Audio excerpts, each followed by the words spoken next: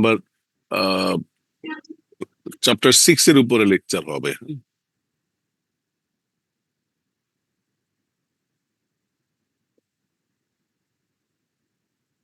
Chapter number 6।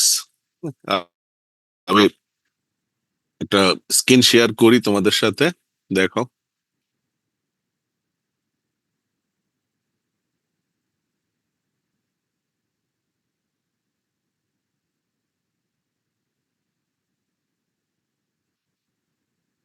এটা chapter 6। এই চ্যাপ্টারের উপরে আমি তোমাদের অলরেডি একটা দিয়েছি, ওভারভিউ দিয়েছিলাম গত ক্লাসে, সেটা আমরা আজকে কি করব।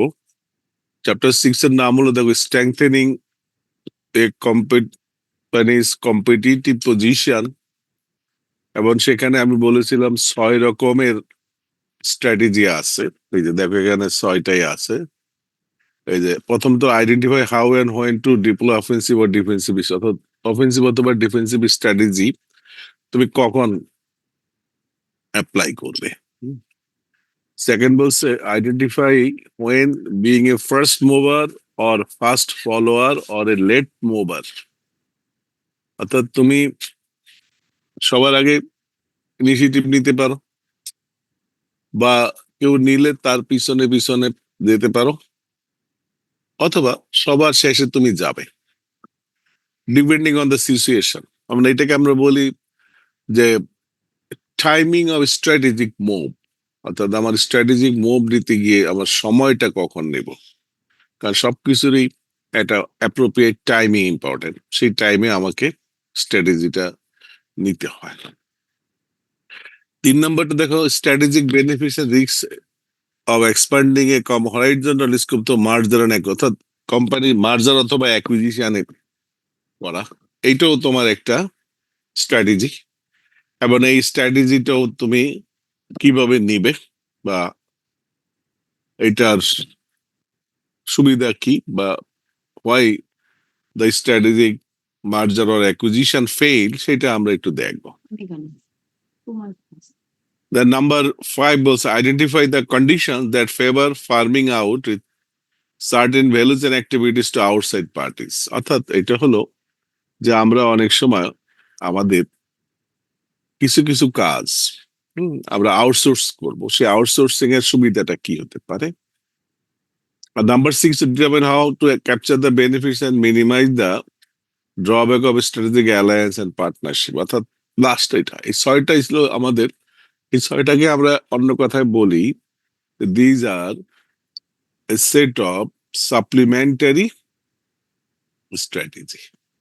এই সাপ্লিমেন্টারি স্ট্র্যাটেজির মধ্যে আমাদের এই 6টাই, যে দেখো, যে offensive strategy, defensive strategy, strategic move, merger, তারপরে হলো তোমার ইন্টিগ্রেশন, আউটসোর্সিং এবং স্ট্র্যাটেজিক অ্যালায়েন্স। এই প্রত্যেকটা আমরা একটু একটু একটু করে আলোচনা করব। প্রথমে হলো আমাদের যে strategic offensive strategy, the principle. The offensive principle, in a very nutshell, I can say, when a company is new in the market or existing company, but despite having its huge resources, capabilities, but it cannot get a good footing in the market, অর্থাৎ বাজারে একটা ভালো অবস্থান সে করতে পারছে না, তখন তাকে বাজারে শক্তি দিয়ে, মানে একদম তার যতটুকু ক্যাপাবিলিটি আছে সবটা ডিপ্লয় করে তাকে সেখানে একজন মার্কেট প্লেয়ার হিসাবে মার্কেটে একটা অবস্থান করা, তৈরি করা, এটাকে আমরা বলি স্ট্র্যাটেজিক অফেন্সিভ বা অফেন্সিভ স্ট্র্যাটেজি বলি আমরা। অফেন্সিভ স্ট্র্যাটেজির মধ্যে অনেকগুলো আছে, যদি দেখো যে দেয়ার আর সাম অফেন্সিভ স্ট্র্যাটেজিস, সেগুলো এই যে এই 7টা, these are 7 principal offensive strategy. কি কি আছে দেখো হচ্ছে offer an equally good or better product at a lower price, অর্থাৎ অন্যদের থেকে তুমি কমে আরো ভালো প্রোডাক্ট দিবে, অনেকটা সেই বেস্ট কস্ট প্রোভাইডারের মতো। Leapfrogging, leapfrogging means making some surprising show by introducing next generation product or next model. Number three, pursue continuous product innovation. Pursue disruptive product innovation to create new market. Adopt and improve the good ideas of others. অর্থাৎ অন্যের একটা ভালো আইডিয়াকে তুমি মানে কারো কাছে শুনেছো, সেটাকে তুমি আগে ইমপ্লিমেন্ট করো। Use hit and run or guerrilla marketing tactics, অর্থাৎ এটা হলো যে against large giant companies, small companies adopt this offensive strategy. Number seven was a launch a preemptive strike to secure an industry limited resources or capture a rare opportunity. অর্থাৎ একই সাথে অনেকগুলো effort দিয়ে মার্কেটে তুমি একটা অবস্থান করবে। তবে এই সাতটাকে আমরা বলি these R principal offensive strategy option. অর্থাৎ তুমি বাজারে যদি তোমার অবস্থানটা একটু দুর্বল হয়, বা কিন্তু you have huge resources capabilities, but you are not in a position to have a very good market share or good customer numbers, then these offensive strategies are pursued. এবং এই সাতটা অফেন্সিভ স্ট্র্যাটেজি যে কোনোটা তুমি নিতে পারো, এবং এই স্ট্র্যাটেজি যে নিবে তুমি তোমার টার্গেট কারা হবে, অর্থাৎ কাদেরকে তুমি নেবে। এখানে টার্গেট হতে পারে এই চারটার যে কোনো একটা company may be the target for your offensive attack. সেটা কি, একটা হলো market leaders that are in vulnerable competitive, অর্থাৎ বাজারে একসময় সেরা ছিল কিন্তু এখন মার্কেটে তাদের অবস্থান একটু মানে ভালনারেবল মানে নরেবল অবস্থা, এটা হতে পারে। Runner up firms with weaknesses in areas where the challenger is strong, অর্থাৎ দ্বিতীয় সারি বা রানার আপ যারা, কিন্তু তাদের কিছু কিছু জায়গায় দুর্বলতা আছে সেই জায়গাটাতে। আরেকটা হতে পারে struggling enterprises on the verge of going under, অর্থাৎ যে অবস্থান মার্কেটে খুব দুর্বল অবস্থানে আছে, মানে খুব ট্রাবলের মধ্যে দিয়ে আছে, তাদেরকে তুমি মার্কেট এলিমিনেট করার সুযোগ হলো এই অফেন্সিভ স্ট্র্যাটেজি। আর এটা হচ্ছে small local and regional firms with limited capabilities. So any of this four types of company will be your target for offensive attack. একদম বড় মার্কেট লিডার যে, তাকে যদি সে এখন খারাপ অবস্থায় থাকে তাকে টার্গেট করো, অথবা রানার আপ কোম্পানিকে টার্গেট করো, অথবা large but struggling company maybe you target or small local regional firm. আমরা এই কয়েকটা যে কোনো একটাকে টার্গেট করতে পারি, এটা হলো আমাদের। তারপর এখানে একটা শর্ট নোট তোমরা পড়বে, সেটা হলো blue ocean strategy. It is a special kind of offensive, অর্থাৎ এটা এক ধরনের অফেন্সিভ স্ট্র্যাটেজির মতো। হ্যাঁ, ব্লু ওশানটা হলো কি বলছে দেখো, the business is inversely divided into an existing market with boundaries and rules in which rival firms compete for advantage, এবং এটার একটা নাম আছে, এটাকে আমরা বলি রেড ওশানস। অর্থাৎ এক্সিস্টিং কোম্পানিতে যেখানে এক্সিস্টিং মার্কেটে যেখানে maximum competitor they are competing, এবং যেটা দৃশ্যমান একটা মার্কেট, যে মার্কেটে অনেকগুলো company they are fighting for their existence, they are fighting to have good position, and also some of them are trying to eliminate others by offensive attacks, etc., etc. On the other hand, there are some market space where the industry has not yet taken shape, with no rivals and wide open long term growth and profit potential for a firm that can create demand for new types of product. এবার সেই জায়গাটা হলো এমন যে যেখানে এখনো অনেকে জানে না, মার্কেটটা এখনো খুব আর্লি স্টেজে আছে। তো তুমি মানে রেড এই তোমার এক্সিস্টিং মার্কেটের পাশাপাশি তুমি সেই জায়গাটাতে গিয়ে তুমি চেষ্টা করো তোমার অবস্থান তৈরি করে নিতে। এবং if you move there, you will be the first mover, you will be the pioneer, and you can create your very strong position over there. And that strategy is called blue ocean strategy. So sometime you may encounter a question that is explain the blue ocean strategy. But what is blue ocean strategy? Blue ocean strategy তুমি যেখানে আসো সেটার সাথে করবে, আর পাশাপাশি এমন একটা market তুমি খুঁজো যে মার্কেটটা একেবারে ভার্জিন, নতুন, এখানে এখনো কোনো কেউ আসে নাই। হ্যাঁ, মানে জায়গাটা তোমার জন্য একদম ওপেন স্পেস, তুমি সেখানে তোমার মতো করে ব্যবসাটাকে আস্তে আস্তে দাঁড় করাতে থাকো। You set up your business there, you raise it, and you will be the pioneer, and you will be the number one there, and some other companies then will follow you. So being the first or pioneer in the new market, you will be the leader. So then that is called blue ocean strategy. And this blue ocean strategy is followed by many companies. Huh? Here is an example of US flash sale industry. Okay. The offers growth in revenues and profit by discovering or inventing new industry segment that create altogether new demand. এটাকে আমরা blue স্ট্রিজের মূল কথা। এরপরে আমাদের আছে যে defensive strategy. প্রথম পড়লাম আমরা অফেন্সিভ স্ট্র্যাটেজি, এবার আসো defensive strategy. So defensive strategies actually are meant for those companies who are already in the market and have a very remarkable position, and their main concern should be to retain their existing market. That means fortifying their business fort.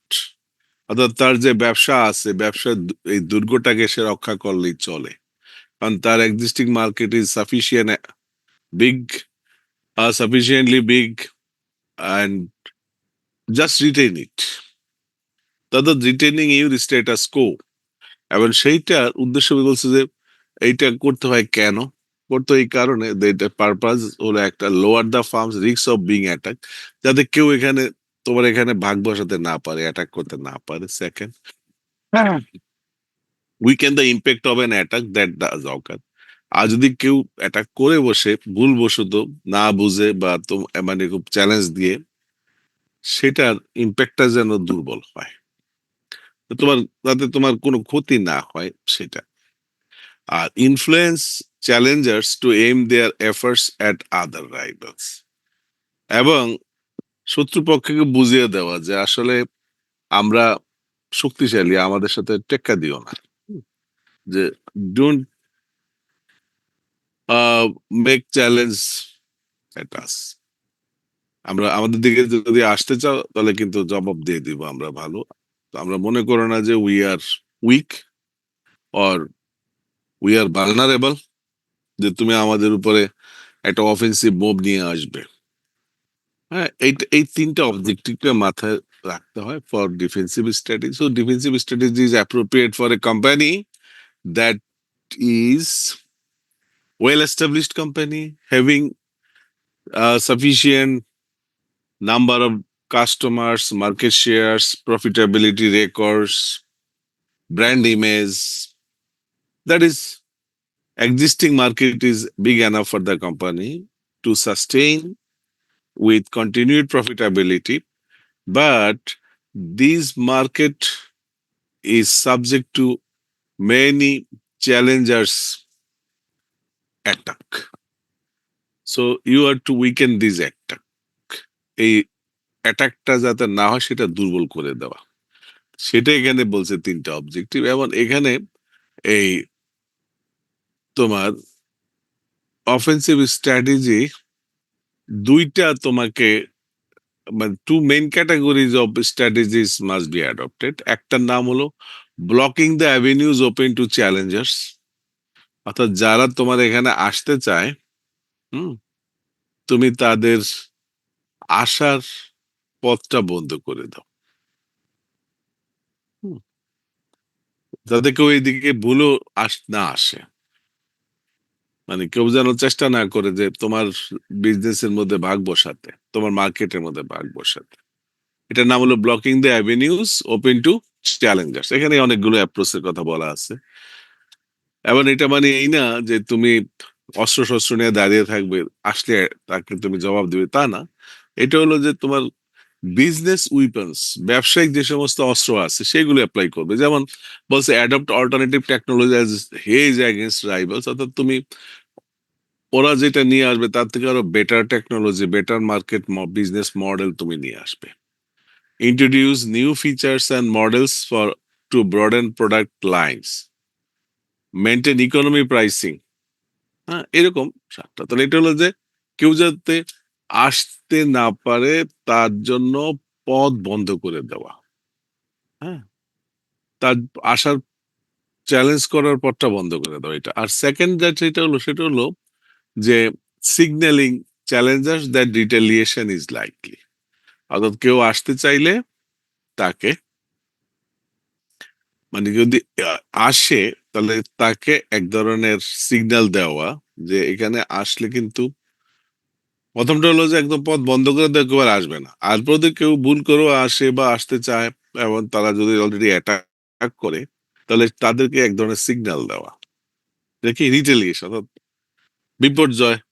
হ্যাঁ, এখানে আসলে তোমার জন্য বিপর্যয় হতে পারে, তোমার বিপদ হতে পারে, তাদেরকে এইরকম সিগন্যাল দেওয়া। আবার সেই সিগন্যাল গুলি এরকম বলছে publicly announcing its commitment to maintaining its firms present market share, অর্থাৎ আমার মার্কেট সেইটাই তার হলো মানে সভারেন্টি বা অখণ্ডতা, সেটা রক্ষা করার জন্য সে যা কিছু করবে সেটা মনে করিয়ে দেওয়া।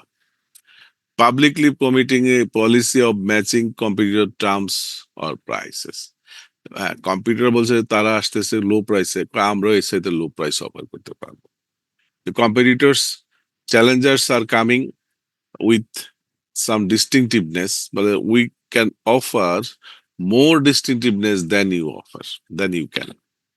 এইরকম তুমি তাদেরকে এইভাবে বলে দেওয়া যে আমার এখানে ঢুকলে আসলে তুমি স্বস্তি পাবে না।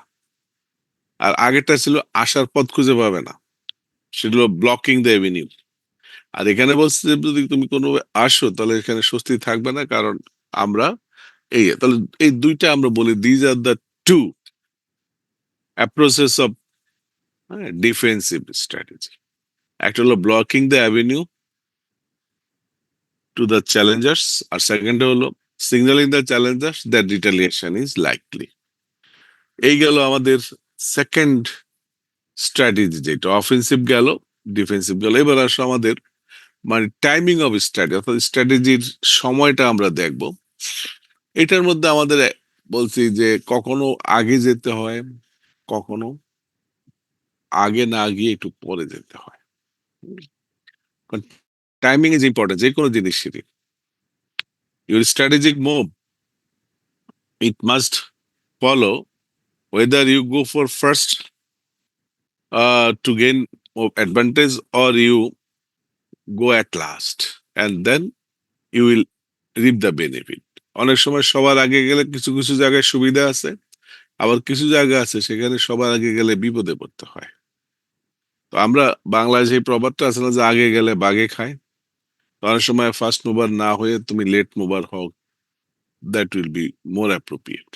তবু কিছু জায়গা আছে ফার্স্ট মুভার হওয়ারও কিছু জায়গা আছে, হ্যাঁ, সেকেন্ড লিস্ট মুভারেরও কিছু, অনেক যে conditions that lead to first mover, অর্থাৎ ফার্স্ট মুভার হবে তুমি এই জায়গাগুলিতে।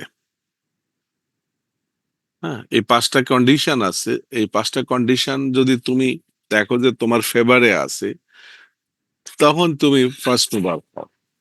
বলছে when pioneering helps build a firm's reputation and creates strong brand loyalty, অর্থাৎ আগে গিয়ে যদি তুমি তোমার ব্র্যান্ড লয়াল কাস্টমার গ্রুপ তৈরি করতে পারো বা তোমার ব্র্যান্ডটা এস্টাবলিশ করতে পারো, তাহলে তুমি সবার আগে যাও। এবার when the first movers customers will thereafter face significant switching cost, তুমি যদি সবার আগে গিয়ে কাস্টমারদেরকে আটকে ফেলতে পারো, লক ইন দা কাস্টমার, যে তারা তোমার থেকে তখন আর অন্য কোনো দিকে ছুটবে না, তোমার প্রোডাক্টটাই তারা ব্যবহার করবে, বা অন্য কেউ নিয়ে আসলেও সেটার সুইচিং কস্টটা তোমার আছে। হুম, এইটা একটা। when property rights protection thwart rapid imitation of the initial move, অর্থাৎ তুমি যদি গিয়ে তোমার ওই যে ট্রেডমার্ক কিংবা তোমার ইন্টেলেকচুয়াল প্রপার্টি রাইট, কপিরাইট, হ্যাঁ, এইসব রাইট গুলো তুমি এস্টাবলিশ করে নিতে পারো, প্যাটেন্ট রাইট, হ্যাঁ, তাহলে তখন অন্য কেউ তোমার এটা নকল করতে পারবে না। তো এইটা একটা। তাহলে প্রথমটা হলো তুমি যদি সেখানে গিয়ে তুমি একটা ব্র্যান্ড লয়াল কাস্টমার গ্রুপ তৈরি করতে পারো। সেকেন্ড হলো তুমি যদি কাস্টমারদেরকে আটকে রাখতে পারো, যাতে করে তারা অন্য জায়গায় অন্য ব্র্যান্ডে সুইচ করলে তাদের কস্টিংটা বেড়ে, সুইচিং কস্ট বেড়ে যাবে, বা তাদের প্রপার্টি রাইট যদি সে এস্টাবলিশ করতে পারে। আর when an early lead enables movement down the learning curve, এর অর্থাৎ যদি সে আগে গিয়ে এক্সপেরিয়েন্স গেইন করে তার লার্নিং কার্ভটার ফেভারেবল বেনিফিট পেতে পারে। লার্নিং কার্ভ তোমরা জানো, এটা একটা টার্ম যে তুমি if you perform a job repeatedly, gradually your timing for performing the task will be reducing, and at certain point you will enjoy the benefit of learning curve. তো তুমি যদি আগে গিয়ে এই লার্নিং কার্ভের সুবিধাটা অর্জন করতে পারো। আর লাস্ট বলছে when a first organ set the technical standards for the industry, বিশেষ করে আইটি প্রোডাক্ট কিংবা ইঞ্জিনিয়ারিং প্রোডাক্ট যেগুলো আছে, মেকানিক্যাল গুড যেগুলো আছে, এগুলোর যে প্রোডাক্ট, প্রতিটা প্রোডাক্টের একটা স্ট্যান্ডার্ড আছে। সেই স্ট্যান্ডার্ড যদি সে সেট করতে পারে, তখন সেই হবে পাইওনিয়ার। তো এই পাঁচটা জায়গা আছে যেখানে তুমি ফার্স্ট মুভার হওয়ার চেষ্টা করো। আর এরপরে লেট মুভার হলো যে তুমি সবার শেষে গেলে, হ্যাঁ, you will be the winners. অর্থাৎ অনেক সময় যে late mover is advantageous than first moving, অর্থাৎ লেট মুভিংটা অনেক সময় ভালো। সবার আগে দেখো সবাই কি করে, তারা কেমন করছে, তাদের এক্সপেরিয়েন্স থেকে তারা কতটা সার্ভাইভ করতে পেরেছে, প্রথম ধাক্কাটা তারা কতটা সামাল দিতে পেরেছে, হ্যাঁ, এই সব কিছু দেখে শুনে তারপরে তুমি সবার অবস্থা বুঝে, কেউ দেখা যাবে যে এসে মায়ের খেয়ে বেরিয়ে গেছে, কেউ হয়তো ঢুকছে, হ্যাঁ, এবং তাদের এই সব কিছু থেকে you learn, then you appear in the market, and that approach is called late mover. And late moving, it will be advantageous in this situation. এখানেও পাঁচটা সিচুয়েশন আছে আমরা বলছি, এই পাঁচটা সিচুয়েশনে লেট মুভিংটা ইম্পর্টেন্ট, মানে অ্যাডভান্টেজিয়াস হবে। একটা হলো যে when pioneering is more costly than imitating and offer negligible experience or learning of benefits, অর্থাৎ প্রথম যে যায় তার জিনিস অনেক ধরনের খুঁত থাকে, দোষ থাকে, এবং পরে যে আসে তারই দোষগুলো, খুঁতগুলো দূর করে সে প্রোডাক্টটাকে আরো সুপিরিয়র ভাবে ইমিটেট করে নিয়ে আসে। এটাকে আমরা বলছি। যেমন তুমি এই আইটি জগতে দেখো, অপারেটিং সিস্টেম প্রথম এনেছিল আইবিএম। আইবিএম এর অপারেটিং সিস্টেম গুলোর কি কি সমস্যা সেটা দেখে দেখে মানে মাইক্রোসফট নিয়ে আসছে পরে। তার উইন্ডো, এবং উইন্ডো ইজ সুপিরিয়র টু হ্যাঁ আইবিএম অপারেটিং সিস্টেম, যার কারণে উইন্ডোজ এখন 90%, অলমোস্ট 80 to 90% ইউজাররা উইন্ডোজ ব্যবহার করছে। হ্যাঁ, আমরা খুব কম লোকে আছে যারা তোমার আইবিএম এর যে লিনাক্স অপারেটিং সিস্টেম এটা করে। এটা একটা এক্সাম্পল। তারপর when the products of an innovator are somewhat primitive and do not live up to buyer expect, অর্থাৎ প্রথম যে নিয়ে আসে তার প্রোডাক্টের মধ্যে অনেক ধরনের লিমিটেশন থাকে, এবং সেই লিমিটেশনের কারণে কাস্টমারের অনেক ধরনের মানে প্রয়োজন সেটা মিটাতে পারে না। তো যারা পরে আসবে তারা ওই সব স্টাডি করে দেখবে যে কোথায় কোথায় what are the missing and what are the features that should be included to meet the customers expectation, এবং তারা সেভাবে করে কাস্টমারের এক্সপেকটেশন ফুলফিল করার জন্য প্রোডাক্টটাকে আরো সুপিরিয়র ওয়েতে নিয়ে আসবে যারা পরে আসছে। ওই যে আমি ক্লাসে এক্সাম্পল দিয়েছিলাম যে নিজের থেকে লেখে, তার লেখাটার মধ্যে অনেক ভুলভ্রান্তি থাকে, সে কেটে কুটে আবার এটাকে ফ্রেশ লিখতে হয়। আর তাকে দেখে যে কপি করে সে কিন্তু একদম ফ্রেশ করে লিখে, এবং তারটা আগেরটা থেকে অনেক বেটার হয়। তো এই কারণে তোমার এই লেট মোভার অ্যাডভান্টেজ এই জায়গায় আছে। আর when rapid market evolution allows first followers to leapfrog a first mover's product with more attractive next version product, অর্থাৎ এটা হলো যে ফার্স্ট ফলোয়ার সে যদি পরে আসে এবং নিজের প্রোডাক্টটা নিয়ে সে যদি জাম দিয়ে ফার্স্ট মুভারকে ওভারকাম করতে পারে, অর্থাৎ তাকে ওভারটেক করতে পারে, তাহলে তার জন্য এটা অ্যাট্রাক্টিভ হবে নেক্সট ভার্সন প্রোডাক্ট নিয়ে আসলে।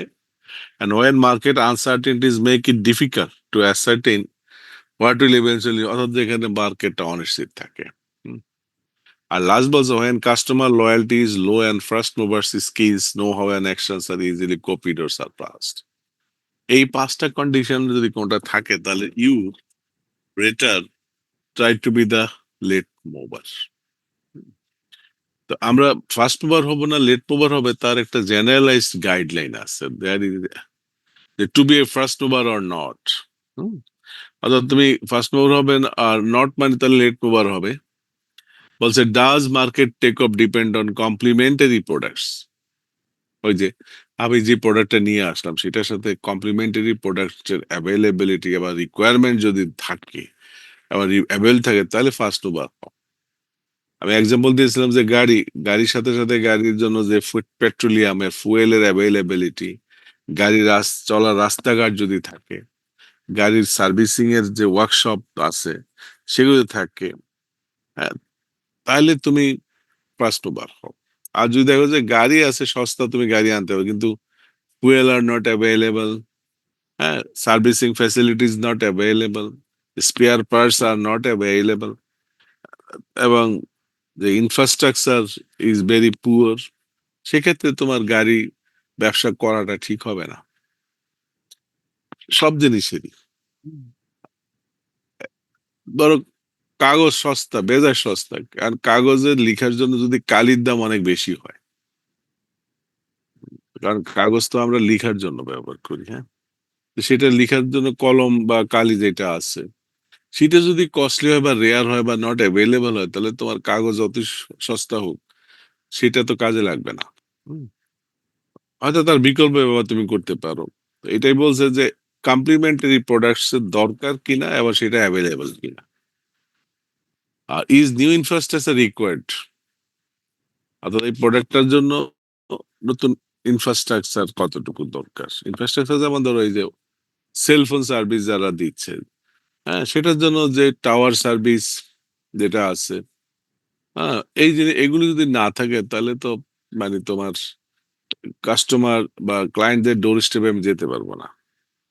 Will buyers need to learn new skill adopt new be, অর্থাৎ এইটা ব্যবহার করার জন্য কাস্টমারদের নতুন কোন লার্নিং এর প্রয়োজন আছে কিনা সেইটা আগে, সেটাও যদি লার্নিং এর দরকার নেই, এনি ওয়ান ক্যান অ্যাডাপ্ট ইট, হ্যাঁ, উইথ এ সিম্পল ডেমনস্ট্রেশন, তাহলে সমস্যা নাই। কিন্তু যদি এটার জন্য আবার তাকে শিখতে হয়, নতুন স্কিল নিতে হয়, তখন সেইটা ক্ষেত্রে তুমি ফার্স্ট মুভার হওয়ার দরকার নেই, তুমি late mover.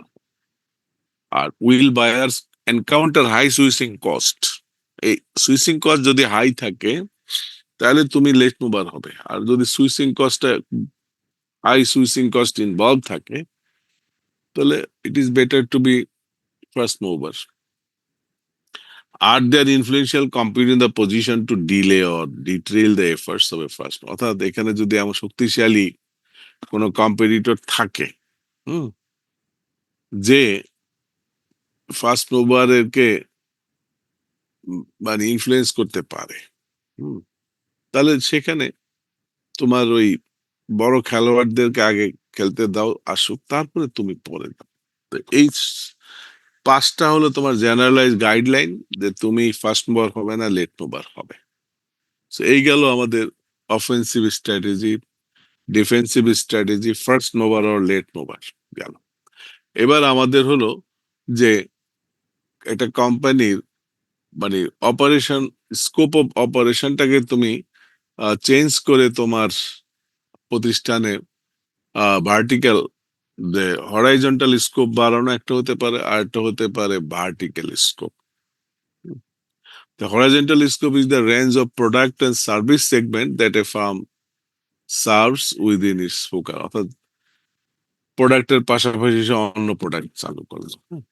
R vertical scope is the extent to which a firm's internal activities and one, some, many, or all of the activities that make up an industry's entire value chain system. এই horizontal স্কোপটা বাড়ানোর জন্য তুমি মার্জারে যাবে। এই যে you go for merger for expanding the horizontal scope of your business or acquisition. Merger acquisition, you are familiar with this term, এগুলো তোমরা অনেক জায়গায় পেয়েছো। মার্জার মানে কি? The combining of two or more firms into a single corporate entity, and that often takes on a new name, একদম নতুন নামে যেটা আসে। আর একটা হলো অ্যাকুইজিশন। অ্যাকুইজিশন হলো যে a combination is one firm, the acquirer purchases and absorb the operation of another firm, the acquirer, অর্থাৎ বড় একটা কোম্পানি ছোট একটা কোম্পানিকে কিনে ফেলে, এটাকে আমরা অ্যাকুইজিশন বলি। তো দুইটা টার্ম আমরা একত্রে ব্যবহার করি, merger and acquisition. Sometime merger, sometime acquisition.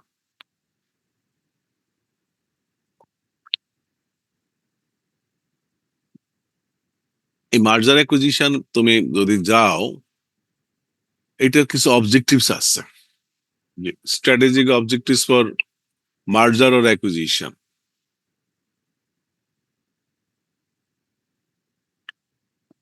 একটা হলো creating a more cost efficient operation out of the combined company. দুইটা কোম্পানি মিলিত হলে তাদের রিসোর্স, ক্যাপাবিলিটি এটা বাড়ে এবং তারা কস্ট এফিসিয়েন্ট অপারেশন যেতে পারে, এটা একটা। Expanding the firm's geographic coverage, অর্থাৎ ভৌগোলিকভাবে ফার্মটাকে তারা বিস্তার করতে পারে। 3 নম্বর, extending the firm's business into new product category, অর্থাৎ নতুন ব্যবসা চালু করতে পারে। 4 নম্বর, gaining quick access to new technologies or other resources, অর্থাৎ তুমি আরেকটা কোম্পানির সাথে যদি কম্বাইন হও, সেটা মার্জারে হোক বা অ্যাকুইজিশনে হোক, তাহলে তার অনেক কমপ্লিমেন্টারি রিসোর্স তুমি পাবে, বা তা সেও তোমার কাছ থেকে অনেক রিসোর্স পাবে।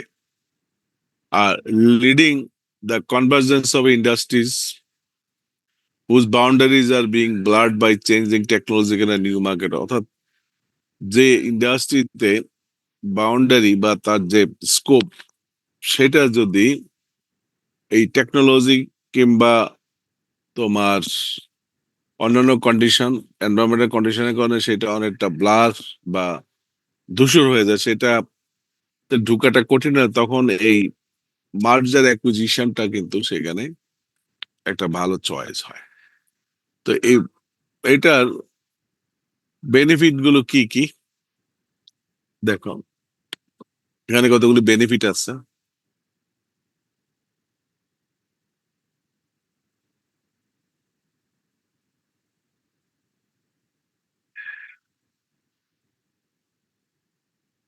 দেখো এখানে আছে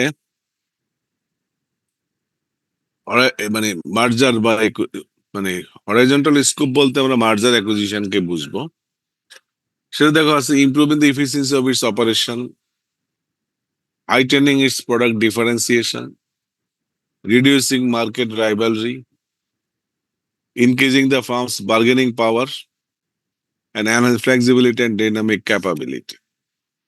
Despite this benefit, actually এই বেনিফিট থাকা সত্ত্বেও অনেক সময় আমরা দেখি যে মার্জার এবং অ্যাকুইজিশন অনেক ক্ষেত্রেই দে ফেইল।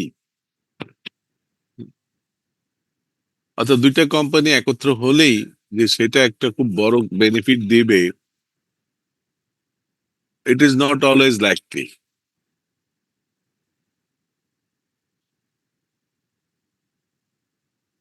হ্যাঁ, তার দেখো এখানে দুইটা কারণে, একটা আছে স্ট্র্যাটেজিক ইস্যু আর একটা আছে অর্গানাইজেশনাল ইস্যু। স্ট্র্যাটেজিক ইস্যুতে বলছে যে কস্ট সেভিংস মে প্রুভ স্মলার দ্যান এক্সপেক্ট। ওই যে বলছে যে দুইটা একত্র হলে তাদের ইফিসিয়েন্ট অপারেশন হবে। হ্যাঁ, যে টেকনোলজি আমার নাই আমি তার কাছ থেকে পেলাম, আবার আমার যে রিসোর্স সে পেলো, কিন্তু অনেক সময় এই বেনিফিটটা কিন্তু খুবই কম, সামান্য হয়। Gains in competitive capabilities take longer to realise or never realise. অর্থাৎ এই সুবিধাটা পেতে সময় অনেক লাগে। আর অর্গানাইজেশন ইস্যু মধ্যে আছে দুইটা কোম্পানির ম্যানেজমেন্ট বা অর্গানাইজেশন তাদের মধ্যে যে সিঙ্ক্রোনাইজেশন বা ম্যাচিং, সেটা একটা সমস্যা হয়। দুইটার কালচার, হুম, এটা একটা লস অফ কি employee at the acquired farm. অর্থাৎ অ্যাকোয়ার্ড ফার্মে যারা কি পজিশনে থাকে তারা কিন্তু তখন অন্য জায়গায় চলে যায়, কারণ তারা এতদিন ছিল যে প্রতিষ্ঠানের বস, এখন তারা আরেকজনের আন্ডারে জব করবে, এইটা তারা মানে না। তারা এই জন্য মানে in most cases acquired firms key positions become vacant because they switch to other companies and they are no more with this company. এবং সেখানে ওই ধরনের মূল্যবান লোকদেরকে না পেলে, ক্যাপাবল লোকদেরকে অনেক সময় পাওয়া যায় না। আর ম্যানেজার্স ওভারসিং, আর অনেক সময় এটা রাখেও না, যারা একুয়ার করে তারা ওখানকার বড় বড় পজিশনের লোকগুলিকে রাখে না, কারণ তারা তা জানে যে এখানে এসে তারা আবার মানে বসিং করবে। হ্যাঁ, তো ওইটা অনেক সময় একুয়ারার যে সে এটাকে অ্যালাউ করে না, এবং তারা ওদেরকে একটা অপশন দিয়ে দেয় যে তুমি অন্য জায়গায় চলে যেতে পারো, বা সে নিজেই চলে যায়। সে জানে আমার যে ডোমেইন ব্যবসা সেটা অন্যরা কিনে নিয়েছে, এখন আমি তাদের অধীনে দাসত্বগিরি আমার পক্ষে করা সম্ভব না। সে সে তার ব্যবসা থেকে সে সরে যায়, তার অন্য জায়গায় যায়। আর লাস্টে বলছে managers overseeing integration make mistake in melding the acquired firm into their own. অর্থাৎ প্রত্যেকটা ফার্ম এক একটা মানে সেলফ আইডেন্টিটি থাকে। মানুষ যেমন প্রত্যেকটা মানুষ একটা আলাদা আলাদা মানে ইন্ডিভিজুয়াল পার্সোনালিটি আছে, each business unit also has its corporate personality. তো দুইটাকে জোর করে মিক্স করলে মিক্স হয় না। এটা অনেক ক্ষেত্রে মানে দেখা যায় যে আমি একটা প্রতিষ্ঠান কিনলাম, মানে আমার কোম্পানির কালচারের সাথে সেটাকে ম্যাচ করতে গেলে সেটা মিসম্যাচ হয়। তো এই কতগুলো রিজনে মার্জার অ্যাকুইজিশন অনেক ক্ষেত্রেই ফেল করে। হুম, এটা একটা কোশ্চেন থাকে, এমন বলা হয় যে 60-70% মার্জার্স ফেইল। অনেক বড় বড় মার্জার মানে ফেইলিউরের ইতিহাস তুমি পাবে। আচ্ছা, এরপর হলো আমাদের ওই যে ভার্টিক্যাল ইন্টিগ্রেশন। এটা হলো আমাদের 5 নাম্বার স্ট্র্যাটেজি। অর্থাৎ তুমি ভ্যালু চেইন অ্যাক্টিভিটির সবটা তুমি নিজে করবে। Company that performs all the internal operation value chain activities using it's that is vertical integration. এবং এইটারও 3 ফর্ম আছে, ফুল ইন্টিগ্রেশন আছে, পার্শিয়াল ইন্টিগ্রেশন আছে, আর একটা টেপার্ড ইন্টিগ্রেশন আছে। তুমি মানে ফুল হলে একদম পুরো কাজ এদের নিজেরা করে। অর্থাৎ তুমি ধরো একটা প্রোডাক্টের সোর্সিং থেকে শুরু করে কাস্টমার পয়েন্ট পর্যন্ত এই যে যতগুলো স্টেজ আছে, এই স্টেজ সবগুলো তুমি নিজের লোক দিয়ে করাবে, নিজের ফ্যাসিলিটি দিয়ে করাবে। এটাকে বলি ফুল ইন্টিগ্রেশন। পার্শিয়াল মানে you rely on outsiders to some extent. Maximum করে তুমি নিজে করবে, কিছু কিছু হয়তো বাইরের কাউকে দিয়ে করাতে পারো, যেমন যেটা তোমার ব্যাকওয়ার্ড বা ফরওয়ার্ড চ্যানেলের কাজ। আর টেপার্ড ইন্টিগ্রেশনটা হলো যে তোমার ভিতরেই বাইরের লোক এসে তোমার ভিতরে তোমার ইন্টারনাল ভ্যালু চেইনের সাথে তারা কাজ করবে। তো এই তিনটা ফর্ম হতে পারে। এখন এই তিনটা ফর্মের এই যে ফুল ইন্টিগ্রেশন হচ্ছে firms participate all stage of the vertical activity chain. আর এ ফার্ম এই যে পার্সিয়াল বলছে a firm builds position only in selected stages of the party, অর্থাৎ সিলেক্টেড স্টেজ গুলো সে নিজে করবে। আর অনেকগুলি যেমন তার ট্রান্সপোর্টেশনটা সে বাইরের উপর রিলাই করলো, হ্যাঁ ওয়্যার হাউসিং সেটাও বাইরে একটা ওয়্যার হাউস নিল সে, এরকম। আর টেপার্ড বলছে involves a mix of in house and outsource activities in any stage of the vertical vertical চেইনের যে কোনো স্টেজেই, মানে ইন হাউস এবং আউটসোর্স দুইটাই কম্বিনেশন হতে পারে। তো গেল। এখন এই ভার্টিক্যাল ইন্টিগ্রেশন এটার বেনিফিট গুলো কি দেখো। তুমি যদি ভার্টিক্যাল ইন্টিগ্রেশনে যাও তাহলে এটার বেনিফিট গুলো এই তিনটা।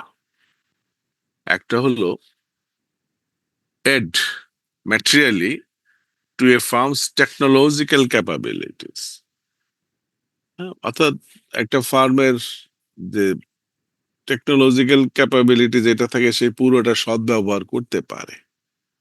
কারণ মানুষের যে সমস্ত ক্যাপাবিলিটি সেটা যদি ডেমনস্ট্রেট না করে তাহলে সেটা আস্তে আস্তে কি হয়, দ্যাট ডিটারিওরেটস, হ্যাঁ, অ্যান্ড বিকাম ইনভ্যালিড। তো সেইটা সে দেখাতে পারে। আর strengthen the firm's competitive position because of its own capabilities, and that capabilities are tested by BIRIN test, and its competitive capability বা সিগন্যালিং ক্যাপাবিলিটি, অন্যকে দেখানোর মতো যে আমাদের এই শক্তি আছে, হ্যাঁ আমরা এই শক্তিমত্তার অধিকারী, এইটা তার বাড়ে। আর বুস্ট দ্য ফার্মস প্রফিটেবিলিটি, অর্থাৎ নিজে কাজ করলে ইট if you perform all your internal values and activities by your people, your facilities, in that case you can minimize wastages, unnecessary tasks. You will be very much careful, and as a result your productivity will be enhanced, profitability will be enhanced. অর্থাৎ নিজের কাজ নিজে যত্ন নিয়ে করি, আমরা আমরা যখন পরের জন্য কাজ করি তখন সেই কাজটাতে অতটা কেয়ারফুল আমরা হই না, এটা স্বাভাবিক। তো এইটা তুমি বিশেষ করে যে কোম্পানিগুলো ডিফারেন্সিয়েশনের জন্য চেষ্টা করে, মানে ডিফারেন্সিয়েশন স্ট্র্যাটেজি নেয়, তাদের জন্য ভার্টিক্যাল ইন্টিগ্রেশন ইজ ইম্পর্টেন্ট। তাহলে সে প্রতিটা কাজ নিজে করে এবং maintain the standards, quality and the uniqueness could be এনশিওরড।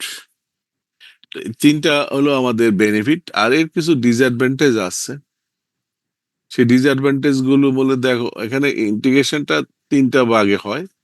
একটা হলো যে ব্যাকওয়ার্ড ইন্টিগ্রেশন, অর্থাৎ পিছনের কাজগুলো তুমি করবে। ফরওয়ার্ড ইন্টিগ্রেশন হলো তোমার ফরওয়ার্ড চ্যানেলের কাজগুলো করবে, অর্থাৎ এন্ড ইউজারের সাথে ক্লোজার যারা। যাক, এখন এই যে ইন্টিগ্রেশন ব্যাকওয়ার্ড আর ইন্টিগ্রেশন ফরওয়ার্ড দুইটাই আমরা করে, এখন দুইটা সবগুলোর আমাদের রিজন গুলো কি কি আছে সেই রিজন গুলো একটু পড়বে। আর একটা সর্বশেষ হলো যে ইন্টিগ্রেশন স্ট্র্যাটেজির যে ডিসঅ্যাডভান্টেজ, ডিসঅ্যাডভান্টেজ অনেক। কারণ আসলে তুমি নিজে যদি সব কাজ করতে যাও তাহলে আসলে it will results in your huge investment, large capital ইনভেস্টমেন্টের দরকার। তারপরে স্লো অ্যাকসেপ্টেন্স অফ টেকনোলজি, অর্থাৎ নতুন টেকনোলজি আসলে সেটা নিতে নিতে তোমার সময় লাগবে। Less flexibility in accommodating shifting buyer preference. আরেকটা বলছে দেখো, internal production level may not be reach volume that create economics, অর্থাৎ এইটা একটা ইকোনমিজ অফ স্কেলে পৌঁছা যায় না। Efficient production of internally produced components and parts hampered by capacity matching problem. আর শেষ হলো new or different resource and capabilities, অর্থাৎ প্রচুর ধরনের তোমার ক্যাপাবিলিটি রিসোর্স দরকার হয়, অর্থাৎ তুমি নিজে তৈরি করতে গেলে তোমার সব লাগবে। এখন এই ভার্টিক্যাল ইন্টিগ্রেশন, এটার সুবিধা অসুবিধা কি? হ্যাঁ, অর্থাৎ আমরা ভার্টিক্যাল ইন্টিগ্রেশনে যাব কখন বা কখন যাব না, বলছে weighing the pros and cons, can vertical integration enhance the performance of strategic critical activities. যদি স্ট্র্যাটেজিক ক্রিটিক্যাল অ্যাক্টিভিটিস তোমার সেটাকে সাপোর্ট করে, যদি lower cost or build expertise or protect proprietary know how or increase differentiation, তাহলে তুমি vertical ইন্টিগ্রেশনে যাবে। What is the impact of vertical integration on investment, cost, flexibility, response time? এটা একটা আলাদা পার্ট, যে এটা করতে গেলে আমাদের ইনভেস্টমেন্ট কেমন লাগতে পারে, এটার কস্ট কেমন হতে পারে, ফ্লেক্সিবিলিটি বা response time. What administrative cost are incurred by coordinating operation across more vertical. অর্থাৎ এই যে তুমি যদি সব কাজ নিজে করো, তাহলে তোমার অনেকগুলো ফ্যাসিলিটিস, অনেকগুলো তোমার প্ল্যান্ট, অনেকগুলো তোমার অপারেশন এরিয়া থাকবে, এই সবগুলোর সাথে কোঅর্ডিনেশন বা ইন্টিগ্রেশনটা যদি তুমি করতে পারো তাহলে, আর না পারলে ইন্টিগ্রেশনের দরকার নেই। And how difficult it will be for the firm to acquire the set of skills and capabilities needed to operate in another stage of the vertical chain. অর্থাৎ তুমি ভার্টিক্যাল চেইনে যতগুলো স্টেজ আছে সব স্টেজ গুলিতে যদি কাজ করতে পারো, কারণ একটা ভালো করলে আরটাতে তোমার ভালো করতে পারলা না, ডিফিকাল্ট হলো, তাহলে সেই জায়গায় তোমার থাকা ঠিক হবে না। তো আমরা এই কতগুলো কন্ডিশন যদি আমাদের ফেভার করে, আমরা ভার্টিক্যাল ইন্টিগ্রেশনটাকে সাপোর্ট করব। এবার আসো আমার এখানে, এটা হলো যে একটা কোম্পানির ভার্টিক্যাল ইন্টিগ্রেশনের এক্সাম্পল। হ্যাঁ, এরপরে আছে নাম্বার 5, আমাদের 5 number strategy, outsourcing. And it is a familiar term to you all. Outsourcing means let the outsiders carry out many of your values and activities. Plus, it involves contracting out certain values and activities that are normally performed in-house to outside vendors. অর্থাৎ যে কাজগুলো তোমার ভিতরে তোমরা করতে, সেগুলো বাইরের লোকেদের কিছু করো। এবং এটা এখন মানে it has been very popular because now we see globally around 60 to 70% activities are now being outsourced. And uh, it is based on a fundamental principle that if you want to be a player in all areas, nowhere you will have mastery. হ্যাঁ, ওই যে jack of all trades, master of none. তুমি যদি সব কাজ নিজে করো, তাহলে কোনো কাজে তোমার ওইভাবে মানে স্পেশালিটি হবে না, সবই তুমি জেনারেল ওয়েতে করতে পারবে। তুমি তোমার কোর কাজগুলোতে তুমি মনোযোগ দাও, আর যেগুলো less important task which are not crucial to your core strategy support, তাহলে সেগুলো তুমি ইচ্ছা করলে বাইরে কাউকে দিয়ে করিয়ে নাও। হ্যাঁ, এবং এটা এখানে বলছে যে আউটসোর্সিং তুমি কখন করবে, সেইটার কন্ডিশন গুলো এই যে কয়টা। Outsource an activity if it can be perform better or more cheaply by outside, অর্থাৎ বাইরে কেউ যদি তোমার থেকে আরো ভালো করে করতে পারে কম খরচে, তাহলে সেই কাজটা তাদেরকে দাও, তুমি নিজে না করে। Is not crucial to achieving sustainable, অর্থাৎ এই কাজটা, যে কাজটা তুমি আউটসোর্স করো বা যে কাজটা তোমার খুব কম্পিটিটিভ অ্যাডভান্টেজ সাথে রিলেটেড না, যেমন ধরো তোমার কোম্পানির ধরো যে ক্লিনিং কাজ, গার্ডেনিং এর কাজ, সিকিউরিটি কাজ, এগুলো তুমি বাইরে অনেক কোম্পানি আছে তাদের উপর দায়িত্ব দিয়ে দাও। কিন্তু তোমার ভিতরের মেইন অপারেশন, ধরো প্রোডাক্ট ডিজাইন করা, প্রোডাক্ট ম্যানুফ্যাকচারিং এর কাজ, সেইটা ক্রুশাল, সেই জায়গাটায় তুমি নিজেরা করবা। থার্ড বলছে ইমপ্রুভ অর্গানাইজেশনাল ফ্লেক্সিবিলিটি, অর্থাৎ যেটা তোমার অর্গানাইজেশনের যে ফ্লেক্সিবিলিটি আছে সেইটা বাড়ায়। অর্থাৎ তুমি যদি ওই যে ইন্টিগ্রেশন করতে যাও, তাহলে দেখা যায় ওই মেশিন বসানো, হ্যাঁ, প্ল্যান সেট আপ করা টরা এগুলো অনেক সময় লাগে। হ্যাঁ? তো তার চেয়ে তুমি মানে আমরা যেমন ধরো তুমি একটা নিজে একটা বাড়ি করতে গেলে তোমার ৫ বছর লাগবে। তুমি সেরকম একটা ওয়েল ফার্নিশড বাড়ি ভাড়া নিলে ৩ মাসের মধ্যে তুমি এটা এগ্রিমেন্ট করে বাসায় থাকতে পারো। যদি আউটসোর্সিং টাও তেমন। যদি তুমি মানে ইন্টিগ্রেশন এ করতে গেলে it will take longer time but you want to get very quickly তাহলে সেক্ষেত্রে outsourcing is the good choice.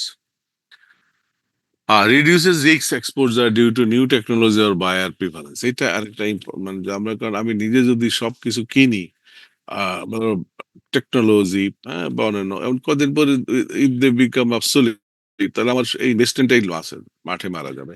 তার চেয়ে আমি এইটা অন্যরা যারা করছে তাদের কাছ থেকে নিতে পারি। আর শেষ বলছে allows the firm to concentrate on its core business activities।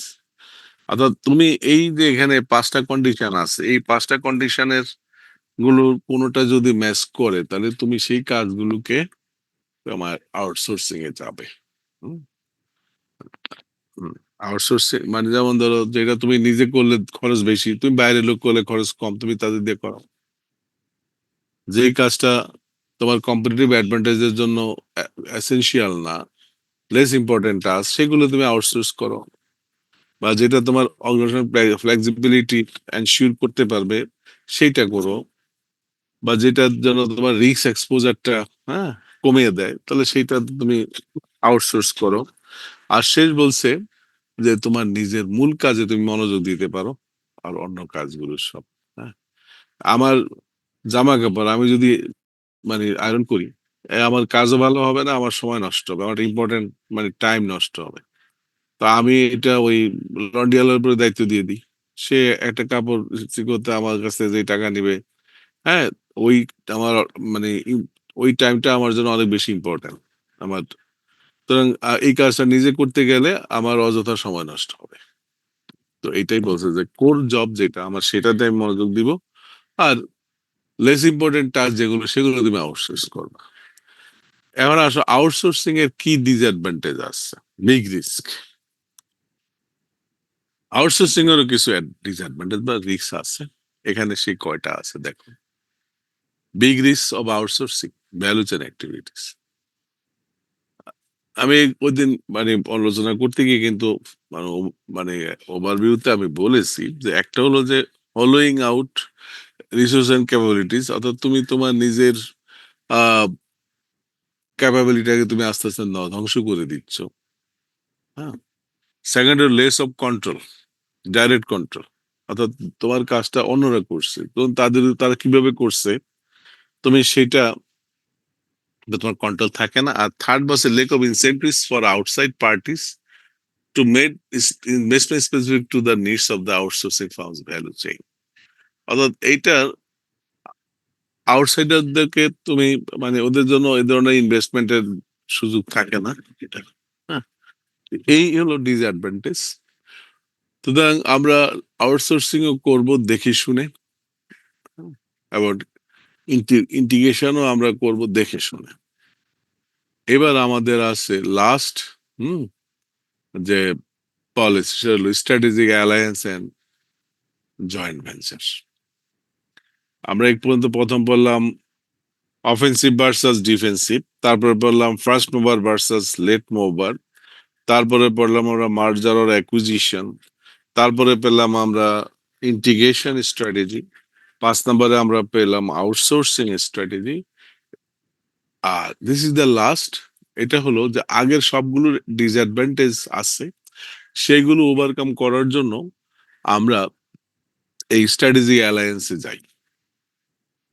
কারণ মার্জার বা অ্যাকুইজিশনে তোমার কি তোমার কোম্পানির অস্তিত্ব থাকে না, তোমার নতুন নামে কোম্পানি হয়, যার জন্য তুমি স্ট্র্যাটেজিক অ্যালায়েন্সে যাওয়া ভালো। এটা বলছে একটা formal agreement between two or more separate companies in which they agree to work cooperatively toward some common objective. অর্থাৎ 2-3টা কোম্পানি একটা এগ্রিমেন্ট করে এবং সেই এগ্রিমেন্টে কোন একটা স্পেসিফিক ভেঞ্চারের জন্য তারা এগ্রিমেন্ট করে। কারণ ভেঞ্চারটা কমপ্লিট হয়ে গেলে যে যার মতো তাদের কোম্পানি আবার চলে।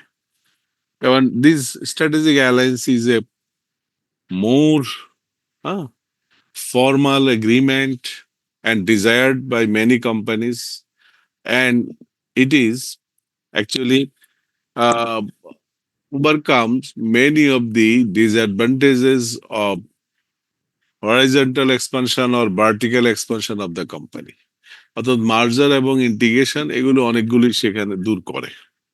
এবং এই স্ট্র্যাটেজিক অ্যালায়েন্স এটারও মানে কখন এটা স্ট্র্যাটেজিক অ্যালায়েন্স হবে, মানে all alliance are not necessarily strategic. Alliance মানে তুমি কার সাথে ফ্রেন্ডশিপ করো, এটা এগ্রিমেন্ট করো, হ্যাঁ। বলছে এই এগ্রিমেন্টটা তখনই স্ট্র্যাটেজিক হবে যদি এর কোনোটা সেখানে রিজন হিসেবে কাজ করে। যেখানে 7টা আছে। এক নম্বর, facilitate achievement of an important business objective. যদি তোমার কোনো একটা ইম্পর্টেন্ট বিজনেস অবজেক্টিভের জন্য তুমি সেটা করে থাকো, এটা তো এক ধরনের ফ্রেন্ডশিপ। সো এই ফ্রেন্ডশিপটা তুমি করবে কোনো একটা লং টার্ম অবজেক্টিভের জন্য। সেকেন্ড বলছে helps build sustain or enhance A core competence or competent. অর্থাৎ এটা যদি তোমার হ্যাঁ কোনো কোর কম্পিটিটিভ বা কম্পিটিটিভ অ্যাডভান্টেজটাকে এনহান্স করে, বাড়ায়। সেটা কিভাবে?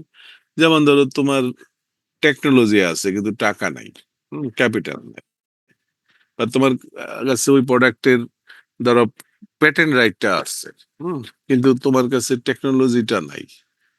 তাহলে তুমি আরো এমন কারো কাছে যাও যার কাছে টেকনোলজি আছে কিংবা যার কাছে ক্যাপিটাল আছে, তাদের সাথে তুমি করো, তাহলে এটা তোমার কম্পিটিটিভ ক্যাপাবিলিটি বাড়িয়ে দিচ্ছে। থার্ড বলছে helps remedy an important resource deficiency or competitive weaknesses. Fourth বলছে helps defend against a competitive threat. অর্থাৎ কোনো থ্রেট আসলে যখন কম্বাইন্ডলি সবাই মিলে তখন যেটা তোমার ফেস করতে পারবে। ফাইভ বলছে increase the bargaining power over suppliers আর buyers. Help open up important new market opportunities and speed the development of new technologies or product innovation. তাহলে এই যে এখানে কতগুলো আমরা বললাম, এইগুলো যদি কোনোটা তোমাকে সাপোর্ট করে বা এই কোনোটা উদ্দেশ্যে তুমি যদি অ্যালায়েন্স করো কারোর সাথে, তাহলে সেটাই হবে স্ট্র্যাটেজিক অ্যালায়েন্স। এছাড়া অনেক সময় আমরা দেখি যে organisation they have some good relation with many neighbouring companies আর ফার্মস। পাশাপাশি প্রতিষ্ঠান থাকলে তাদের সাথে একটা ভালো আন্ডারস্ট্যান্ডিং থাকে, ফ্রেন্ডশিপের মধ্যে থাকে, তো সেইটাকে আমরা অ্যালায়েন্স বলবো না। অ্যালায়েন্স হতে হলে এইরকম কোনো না কোনো একটা অবজেক্টিভ মাথায় রাখে। when an alliance is formed keeping in mind any of these 7 objectives, then it will be strategic alliance. এই জন্য বলে all alliances are not strategic alliance. কোনো না কোনো স্ট্র্যাটেজিক গোল থাকতো, এখানে 7টার কথা বলছি, এর কোনো একটা থাকলো, সেটা অ্যালায়েন্স। এখন এটার বেনিফিট গুলো কি আছে? স্ট্র্যাটেজিক অ্যালায়েন্স যদি আমরা নেই, সেটারও কিছু বেনিফিট আছে। দেখো, আচ্ছা, এটা ওই যে আমি বলছি vertical integration, outsourcing, merger, acquisition, এই সবগুলোর প্রবলেম অনেকটাই সে মিনিমাইজ করে। এক নাম্বার, আর useful in extend the scope of operations বা ইন্টারন্যাশনাল অপারেশন। অর্থাৎ এটা ইন্টারন্যাশনাল স্ট্র্যাটেজির একটা মোড হিসাবে হয়। কারণ তুমি বাংলাদেশ একটা কোম্পানি, তুমি আমেরিকার কোম্পানি, আমেরিকা যদি ঢুকতে যাও, তাহলে ওখানকার একটা কোম্পানির সাথে তোমার জয়েন্ট ভেঞ্চার করে তাদের দেশে তোমাকে যেতে হবে। তাহলে in that case you are to sign an formal agreement with an American company. Reduce the need to be independent and self-sufficient when strengthening the firm's competitive position. অর্থাৎ তুমি একেবারে সব কিছু নিয়ে তুমি আহ কখনো চলতে পারবে না, তোমার কিছু কিছু ঘাটতি থাকবে, সেই ঘাটতিগুলি পূরণ করতে পারবে এটা দিয়ে। Offer greater flexibility should a firm's resource requirements or goal change over time, are useful when industries are experiencing high velocity technical advantage. তাহলে এই কতগুলো বেনিফিট আছে। এখন এই বেনিফিট থাকা সত্ত্বেও স্ট্র্যাটেজিক অ্যালায়েন্স, হ্যাঁ, why and how strategic alliances are advantage, তো অ্যাডভান্টেজ আগের গুলি আমরা বলবো। তো এইটা এইটা একটা ইম্পর্টেন্ট পয়েন্ট। এটা এটা বলছে যে এই স্ট্র্যাটেজিক অ্যালায়েন্সও কিন্তু ফেল করে অনেক ক্ষেত্রে। সেই ফেল যাতে না করে তুমি কতগুলো গাইডলাইন, হ্যাঁ, দি 6 principles should be followed if you want to reap the benefits of strategic alliance. Sorry, অর্থাৎ স্ট্র্যাটেজিক অ্যালায়েন্সের বেনিফিট ক্যাপচার করতে গেলে তুমি এই 6টা গাইডলাইন ফলো করবা, 6টা প্রিন্সিপাল তুমি সবসময় ফলো করবে। বলছে পিকিং এ গুড পার্টনার, অর্থাৎ তোমার অ্যালায়েন্স যার সাথে করবে তার সাথে তোমার একটা তুমি পছন্দ করবে যাকে, তার সাথে তোমার যেন মিল থাকবে। এই পিক গুড পার্টনার বলতে যার সাথে তোমার কোম্পানির ভিশন, মিশন, কোর ভ্যালুজ, হ্যাঁ, বিজনেস মডেল, সাইজ, হ্যাঁ, এই সব কিছুতে যদি সিমিলারিটি থাকে তাহলে তুমি তার সাথে করো। অনেকটা ফ্যামিলি রিলেশন বা বন্ধুত্বের মতো, সমানে সমানে হলে ফ্যামিলি সেটাই ভালো হয়। ওই যে মানে উঁচু নিচু, হ্যাঁ, ম্যাচ করে না, সেক্ষেত্রে কিন্তু তোমার এটা টিকে না। এখানেও তাই, being sensitive two cultural difference, তুমি যেই প্রতিষ্ঠানটার সাথে অ্যালায়েন্স করবে তাদের business culture, your business culture will not be the same. There will be some differences. So you must be sensitive to their cultural differences. Recognize the alliance must benefit both. অর্থাৎ এইটাকে তোমরা সবাই দুই পক্ষ, তুমি যার সাথে অ্যালায়েন্স করছো তাকে তুমি দুইজনেই বুঝতে হবে যে এটা আমাদের দুইজনেরই উইন উইন একটা গেম। সুতরাং আমরা সবাই এখানে চেষ্টা করব, মানে you win and also let me win, তুমিও জিতো আমাকে জিততে দাও। এমন না যে you win and I must lose, or if I win you must lose, এইরকম মনোবৃত্তি যেন কারণ না থাকে। 4 নম্বর বলছে adjusting the decision making, hmm, the agreement over time to fit new circle, অর্থাৎ সময়ের সাথে সাথে এটাকে তারা চেঞ্জ করবে, আপডেট করবে। Structure the decision making process, অর্থাৎ দুই কোম্পানির ধরো ডিসিশন মেকিং দুই রকম হতে পারে। কেউ আছে একেবারে ডেমোক্রেটিক ফলো করে, কেউ আছে কনসেনসাস ডিসিশন মেকিং ফলো করে, কেউ আছে অটোক্রেটিক হতে পারে।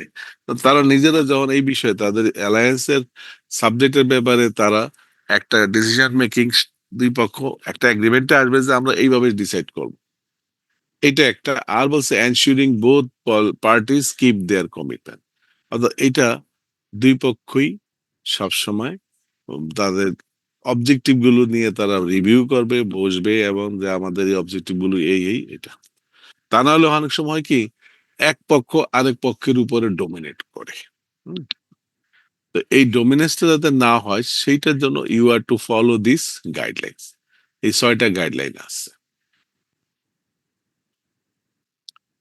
হ্যাঁ, এখন স্ট্র্যাটেজিক অ্যালায়েন্স বলছে reasons for entering into strategic alliance. এখানে অনেকগুলো রিজন আছে, when seeking global market leadership অথবা when taking out a strong industry position, এইগুলোর জন্য। এবং এর advantage, they lower investment cost, they are more flexible, they are more rapidly deployed, a critical factor এগুলো। হ্যাঁ, সুতরাং স্ট্র্যাটেজিক অ্যালায়েন্স এর ওই সবগুলো তোমরা পড়বে। হুম, আর achieving long lasting strategic alliance relationship যদি করো তাহলে সেটার 3টা ফ্যাক্টর এখানে ইনফ্লুয়েন্স করে। একটা হলো যে collaborating with partners that do not compete directly, অর্থাৎ তুমি এমন পার্টনার নাও যার সাথে তোমার কম্পিটিশনটা ডাইরেক্টলি হয় না, তার সাথে কোলাবোরেট করো। Establishing a permanent trusting relationship, আর continuing to collaborate is the partners mutual interest. এইগুলো আমরা যদি ফলো করি তাহলে আমাদের স্ট্র্যাটেজিক অ্যালায়েন্স এটা কার্যকর হবে। এবং এখানে দেখো ড্রব্যাক অফ স্ট্র্যাটেজিক অ্যালায়েন্স, এইটারও ডিসঅ্যাডভান্টেজ আছে। সেই ডিসঅ্যাডভান্টেজ গুলো এগুলো যে কালচার ক্ল্যাশ আর ইন্টিগ্রেশন প্রবলেম, যেটা সেই আমাদের মার্জার অ্যাকুইজিশনে যেটা ছিল সেটা এখানেও আছে। Anticipated gains do not materialize due to an overly optimistic view of the potential for synergies. আর risk of becoming dependent on partners firm, অনেক সময় আমরা এগ্রিমেন্ট করে নিজের কাজ বলে অন্যের উপর নির্ভর করি সেটা। আর protection of proprietary technologies, knowledge bases or trade secrets from partners who are rival. So হ্যাঁ, এবং এটাকে কিভাবে মানে কাজ করাবে, create a system for managing the alliance, build trusting relationship with partners, এটা ওই 6টা গাইডলাইনের মতন একটা set of safeguards to protect from the threat of opportunism by partners, make commitment to partners and see the partners do the same and make learning a routine part of the management process. So এই হলো আমাদের chapter 6 এর বিষয়। হ্যাঁ, এখন তোমরা chapter 6টা যে এটা এটা হলো তোমাদের 3টা চ্যাপ্টার আমরা বলছি, 5, 6 এবং 8। এই 3টে হলো একটা সেকশন। হুম, যেমন 1, 2 চ্যাপ্টার 1, 2 পড়লে তুমি একটা কোশ্চেন পাবে, 3, 4 পড়লে একটা কোশ্চেন পাবে, 5, 6, 8 পড়লে একটা কোশ্চেন পাবে। হ্যাঁ, আবার 8 আর 10 পড়লে একটা কোশ্চেন পাবে। আর এরপরে আমরা টেকনোলজির ইনফরমেশন সিস্টেমের উপরে আরো 2টা চ্যাপ্টার পড়াবো। তাহলে এই যে আমাদের নেক্সট চ্যাপ্টার থাকবে চ্যাপ্টার নাম্বার 8। চ্যাপ্টার 8টার নাম হলো কর্পোরেট স্ট্র্যাটেজি, হ্যাঁ, ডাইভার্সিফিকেশন স্ট্র্যাটেজি বলে এটাকে। অর্থাৎ তুমি ব্যবসা, ওভারঅল ব্যবসার জন্য তোমার স্ট্র্যাটেজি হয় যে তুমি একটা ব্যবসা নিয়ে সারা জীবন থাকতে পারো, এটাকে সিঙ্গেল বিজনেস স্ট্র্যাটেজি বলে। আরেকটা হয় যে তোমার যে ব্যবসা আছে এটার পাশাপাশি you expand into other businesses, এবং সেইটার রুট 2টা আছে। একটা হলো রিলেটেড, অর্থাৎ তুমি যে ব্যবসা করছো তার সাথে রিলেটেড একটা ব্যবসা ধরো, এটাকে বলা হয় রিলেটেড ডাইভার্সিফিকেশন।